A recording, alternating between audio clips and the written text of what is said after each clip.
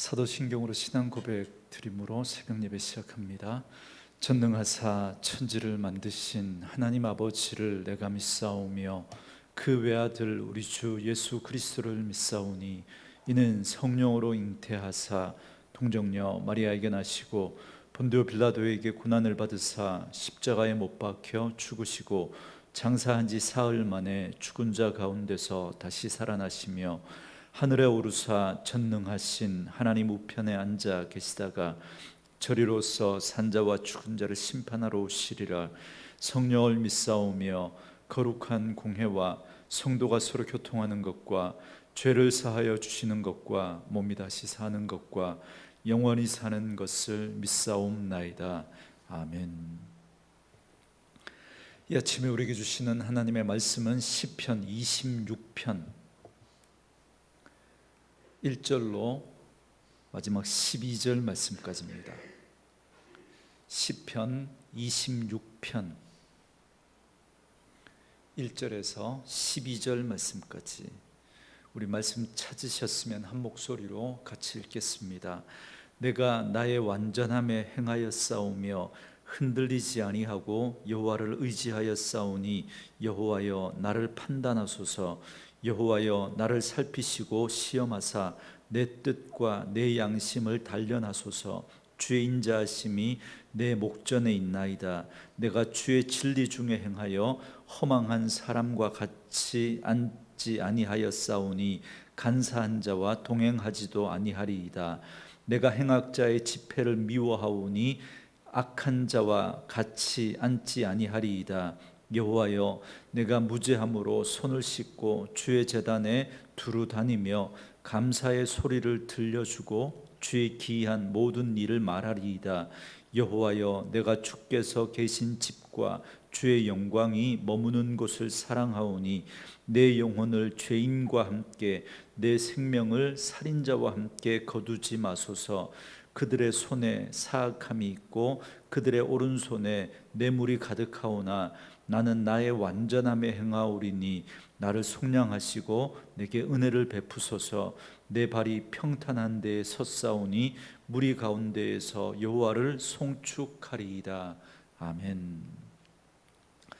오늘은 함께 읽으신 시편 26편 말씀을 중심으로 완전함에 행하리이다라는 제목의 말씀으로 잠시 은혜를 나누겠습니다. 오늘 시편의 내용을 보면 다윗은 대적자들로부터 모함을 당하고 있습니다. 당해야 할 잘못이 있다면, 그래서 당하는 잘못이라면 그건 당연할 수 있겠지만 다윗은 지금 너무나 억울한 일을 당하고 있는 겁니다. 그래서 다윗은 하나님 앞에 나아갑니다. 그리고 자신의 사정과 함께 결백을 그 하나님께 호소합니다. 그래서 이런 내용의 시를 소위 비탄시라고 부릅니다.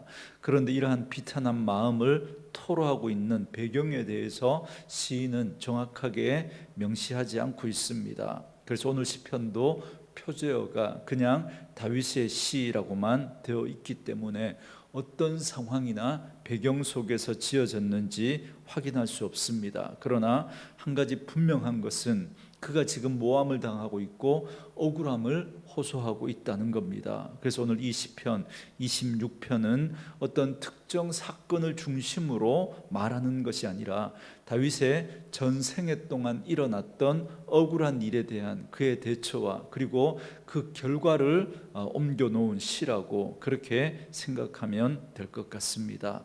먼저 1절 말씀해 보시면 내가 나의 완전함에 행하였사오며 흔들리지 아니하고 여호와를 의지하였사오니 여호와여 나를 판단하소서 그럽니다. 다윗은 자신이 완전하게 행하였다라고 그렇게 고백합니다. 이 말은 자신은 죄가 없고 스스로 구원에 이룰 수 있다, 이 말을 하는 게 아닙니다. 여기서 완전함이라고 번역이 된 히브리어가 톰이라는 단어인데요, 흠이 없는 온전함을 뜻하는 단어입니다. 그러니까 여기서 말하는 흠이 없다는 말은 하나님께 제물로 드려지는 그 짐승의 상태, 그걸 지금 말하고 있는 겁니다. 그러니까 완전하게 행하였다라고 하는 이 말은 제단에 드려진 그 제물처럼 그렇게 하나님 앞에 자신을 드리고자 하는 그러한 삶을 살았다라고 하는 그 표현을 하고 있는 겁니다. 그렇기 때문에 자기는 죄가 없다는 말이 아닌 거죠. 이 말 역시도 성향의 문제입니다. 성향의, 행위의 문제가 아니라, 우리의 행위가 하나님 앞에 완전하다는 것이 아니라 하나님 앞에 흠없는 제물처럼 드리려고 자신의 삶을 그렇게 하나님 앞에서 살아가고자 애썼던 그 다윗의 마음, 그 중심을 말하고 있는 거죠. 하나님 앞에 바르고 온전하게 살려고 몸부림쳤던 그의 마음의 중심을 나타내는 말인 겁니다. 그래서 다윗은 하나님이 그런 자신을 판단해 주시기를 요청합니다. 이건 교만한 표현이 아니라 간절함의 표현인 거죠. 간절함. 자신이 당하는 이 억울함에 대하여서 하나님 앞에 그걸 호소하고 있는 그 간절함인 거죠. 그는 지금 하나님 앞에 자신의 억울함을 간절히 지금 호소하고 있는 겁니다. 그래서 이렇게 간구합니다. 2절 말씀인데요, 여호와여 나를 살피시고 시험하사 내 뜻과 내 양심을 단련하소서. 그럽니다. 여기서 살피다, 시험하다, 단련하다라고 하는 이 단어들은 모두가 다 재련소에서 이 금속을 재련해서 불순물을 걸러내는데 그때 사용하는 단어들입니다. 그러니까 살핀다라는 건 광산에서 캐온 철광석에 무엇이 들어있는지를 확인하는 그 표현이고요. 그리고 시험한다라는 건 그 품질을 확인하는 걸 말하고, 그리고 단련한다는 건 금속을 용광로에 녹여서 그 안에 있는 불순물을 걸러내는 그 작업을 하는 걸 말하는 겁니다. 그런데 이 세 동사의 공통점은 겉만 확인하는 게 아니라는 거죠.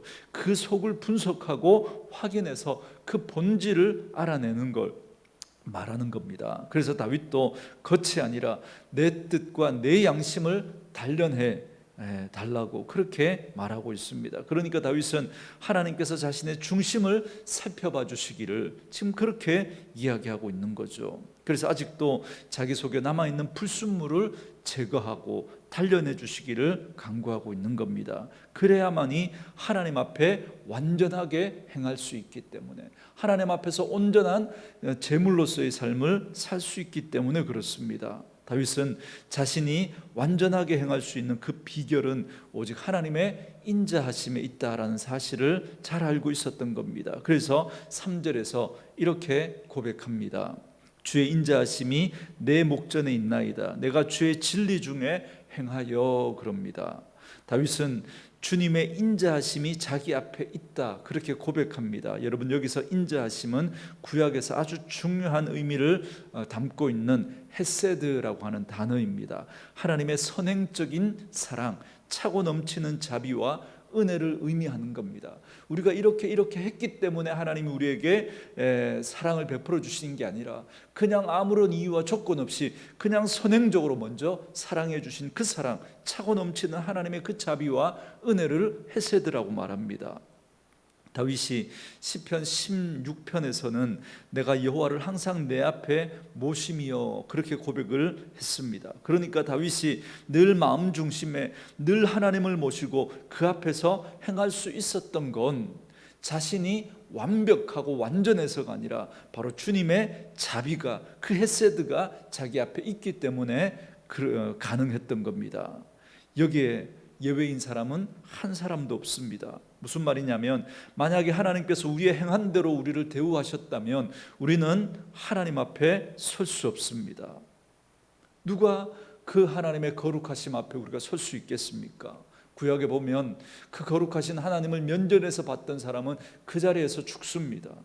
아무도 하나님 앞에 설 수가 없는 것이죠. 그러나 하나님께서 우리에게 선행적으로, 그것도 일방적으로 헤세드, 은총을 베풀어 주셨기 때문에 그래서 우리가 하나님 앞에 설 수가 있는 겁니다.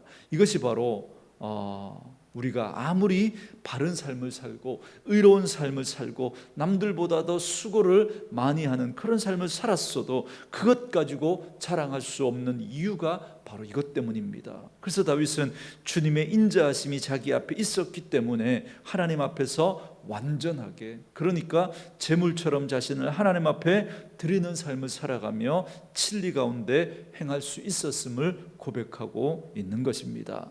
자, 그렇다면 그렇게 하나님의 은혜를 구하고 그렇게 진리 가운데 행하면 어떤 삶을 살게 될까요? 여러분 4절 말씀해 보시면 허망한 사람과 같이 앉지 아니하였사오니 간사한 자와 동행하지도 아니하리이다 그럽니다. 여러분 여기서 허망하다라는 말은 망령되다 그 뜻입니다. 여러분 십계명의 세 번째 계명이 하나님의 이름을 망령되게 일컫지 않는 것입니다. 그러니까 하나님의 이름을 망령되게 부르는 그런 사람들과 같은 그런 가치관을 가지고 그런 사람들과 같은 생각을 가지고 살아갈 수가 없다는 겁니다. 그리고 여기서 간사하다라는 말은 숨긴다라는 뜻을 가지고 있습니다. 그러니까 겉으로는 진리를 행하는 척하고 있지만 그 속으로는 악을 행하고 있는 거예요. 그 악을 숨기고 있는 겁니다. 그래서 간사한 사람을 다르게 표현하면 신약적인 표현으로 외식하는 사람, 그렇게 말할 수가 있습니다. 그렇기 때문에 진리를 행하는 사람은 우리 속에 진리이신 그 예수를 담고 살아가는 그런 사람들이기 때문에 이런 사람들과 한 방향으로 나아갈 수가 없는 거예요. 하나님을 망령되게 일컫는, 하나님을 알지 못하는 그런 사람들과 같은 방향으로 나아갈 수가 없는 겁니다. 그래서 5절에서 이렇게 말하죠. 행악자의 집회를 미워하고 악한 자와 같이 앉지 아니하겠다, 그렇게 고백하고 있는 겁니다. 여러분 시편 1편에 그 말씀이 생각나지 않습니까? 복 있는 사람은 악인들의 꾀를 따르지 아니하며 죄인들의 길에 서지 아니하며 오만한 자들의 자리에 앉지 아니하고, 여러분 그 말씀을 떠올리게 합니다. 이처럼 진리를 따르는 사람은 이처럼 악인들과 함께 할 수가 없는 것입니다. 또한 진리를 따르는 그러한 삶이 어떠한 삶인지를 6절과 7절에서는 또 이렇게 말씀합니다. 여호와여, 내가 무죄함으로 손을 씻고 주의 제단에 두루 다니며 감사의 소리를 들려주고 주의 기이한 모든 일을 말하리이다 그럽니다. 여기서 손을 씻는다는 말은 제사장이 제사를 드리기 전에 정결례를 행할 때 그때 그 손을 씻는, 그걸 지금 표현하는 행동을 말합니다. 그리고 제단을 두루 다닌다라는 이 말은 하나님께 예배드리는 그 모습을 나타내는 표현입니다. 그러니까 하나님께 온전한 예배를 드리는 삶을 사는 사람은 죄를 짓지 않는 그러한 삶을 살아가려고 최선을 다한다라는 겁니다. 그렇기 때문에 바로 이런 사람들이야말로 삶이 예배가 되고 예배가 삶이 되는 그러한 삶을 살아가게 되는 것이죠. 그래서 다윗은 진리를 따르며 악한 사람들과 구별된 그러한 삶을 살기를 소원합니다. 그래서 8절과 9절 말씀해 보시면 여호와여, 내가 주께서 계신 집과 주의 영광이 머무는 곳을 사랑하오니 내 영혼을 죄인과 함께 내 생명을 살인자와 함께 거두지 마소서 그럽니다. 다윗은 하나님이 계신 그 성전을 사랑한다고 고백합니다. 여러분 이 고백은 하나님을 중심으로 그렇게 살아가고 싶은 그 마음을 고백하고 있는 거예요. 그래서 하나님을 사랑하는 사람은 하나님의 몸된 교회를 사랑할 수밖에 없는 것입니다. 그래서 자신을 죄인들과 함께 살인자와 함께 거두지 말아달라고 그렇게 고백하고 있는 겁니다. 이게 무슨 말이냐면 자기가 살아있는 동안에도 악인들과 동행하고 싶지 않을 뿐만 아니라 죽음 이후에도 그들과 함께 하고 싶지 않다, 그 소망을 지금 말하고 있는 겁니다.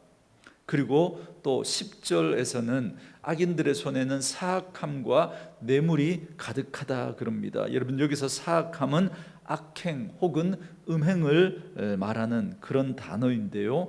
여러분 그렇기 때문에 이 단어는 당시의 성적인 타락이나 우상 숭배와 관련이 있는 단어입니다. 당시에 우상 숭배와 성적 타락은 결부되어 있었거든요. 그리고 여기서 또 뇌물은 더 많은 재물을 차지하기 위한 수단이었습니다. 그러니까 자신의 욕망을 위해서 수단과 방법을 가리지 않는 그러한 자들의 모습을 지금 이야기하고 있는 겁니다.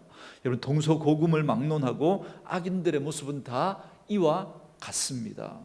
그들은 우상을 숭배하고 눈에 보이는 우상이 아니더라도 돈이나 쾌락이나 권력에 그걸 우상처럼 그렇게 섬기는 그런 사람들이었죠. 그리고 성적으로 타락하고 끝없는 욕심에 치우쳐서 살아갔던 그러한 자들이 바로 악인들의 모습입니다.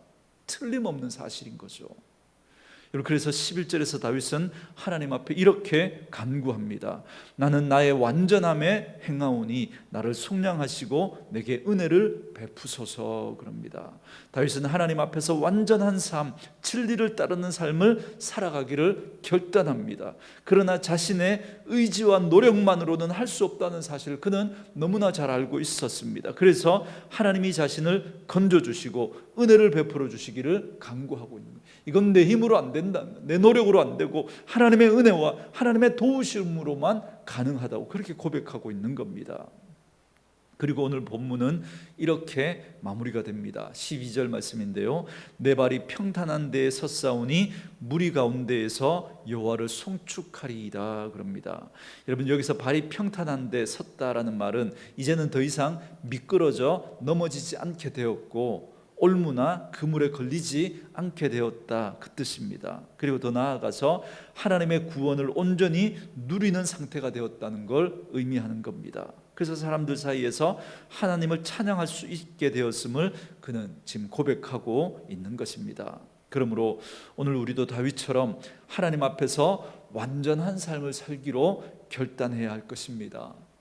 행위의 완전함이 아닌 것이죠. 우리가 아직은 연약하고 온전하지 못하기 때문에 넘어지고 죄를 짓지 않을 수는 없지만, 그러나 하나님 앞에서 흠없는 제물처럼 그렇게 드려지는 삶을 살기 위해서 그렇게 몸부림치고 진리를 따르고자 하나님의 말씀대로 살고자 애쓰는 삶이 우리 가운데 있어야 한다는 겁니다. 성향의 문제인 거죠. 마음의 중심의 문제인 겁니다. 그렇기 때문에 우리에게는 하나님의 헤세드, 하나님의 자비와 은총이 필요합니다. 그래서 우리는 하나님 없으면 안 되는 사람들인 겁니다.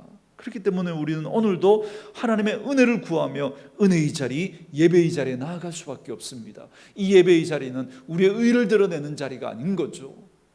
하나님 앞에서 그런 완전한 삶, 제물된 하나님 앞에 제물로 드려지는 그런 삶을 살기 위해서는 하나님의 은혜가 필요하기 때문에 오늘도 그 하나님의 은혜를 구하며 나아갈 수밖에 없는 것입니다. 그렇게 살아가는 그러한 삶이 여러분 하나님 앞에 하나님 기뻐하시는 예배가 되고, 또 그렇게 예배하는 자가 그 삶에서 완전한 삶을 또 그렇게 살아갈 수 있게 되는 것입니다. 말씀으로 이 하루를 시작하는 저와 여러분들도 하나님의 자비와 은혜 안에서 진정으로 하나님 앞에 완전히 행하는, 그래서 하나님이 기뻐하시는 거룩한 산 제물로 우리의 삶을 그렇게 하나님 앞에 드리며 살아가는 그런 분들 되어줄 수 있기를 주님의 이름으로 축원합니다. 오늘 주신 말씀을 생각하면서 우리 완전하신 나의 주 고백하고 우리 기도하는 시간 갖도록 하겠습니다.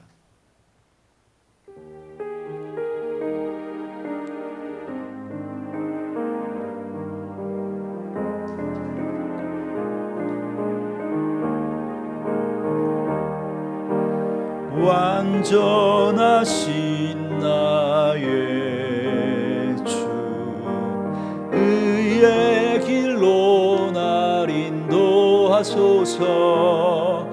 행하신 모든 일 주님의 영광 다 경배합니다. 예배합니다. 찬양합니다. 주님만 날 다스리소서. 예배합니다. 찬양합니다. 주님 홀로 높임 받으소서. 다시 한번 완전하신 나의 의의 길로 날 인도하소서. 행하신 모든 일 주님의 영광 다 경배합니다. 예배합니다. 찬양합니다. 주님만 날 다스리소서. 예배합니다. 찬양합니다. 주님 홀로 높임 받으소서. 예배합니다. 예배합니다. 찬양합니다. 주님만 날 다스리소서. 예배합니다. 찬양합니다. 주님 홀로 높임 받으소서. 아멘. 우리 주신 말씀을 생각하면서 우리 같이 기도할 때요, 우리가 살아가면서 당하는 아픔과 억울함이 있을 때 사람 앞에 하소연하는 자가 아니라 다윗처럼 하나님 앞에 나아가 토로하며 하나님의 은혜와 자비를 구하는 그러한 삶을 살아갈 수 있는 저희들 되게 해달라고 기도하시고, 하나님의 이름을 망령되게 부르는 그러한 자들과 간사한 자들, 외식하는 자들, 그러한 자들과 같은 그런 모습으로 살아가지 않게 하시고, 정결한 모습으로 하나님 앞에서 참된 예배자로 살아 우리의 삶이 예배가 되고 예배가 삶이 되는 그런 삶을 살아갈 수 있는 저희들 되게 해달라고 기도하시고, 아직은 연약하고 온전하지 못하기 때문에 또 넘어지고 또 죄를 짓지 않을 수는 없지만, 그러나 하나님 앞에서 흠없는 제물처럼 그렇게 드려지는 삶을 살기 위해서 몸부림치고 진리를 따르고자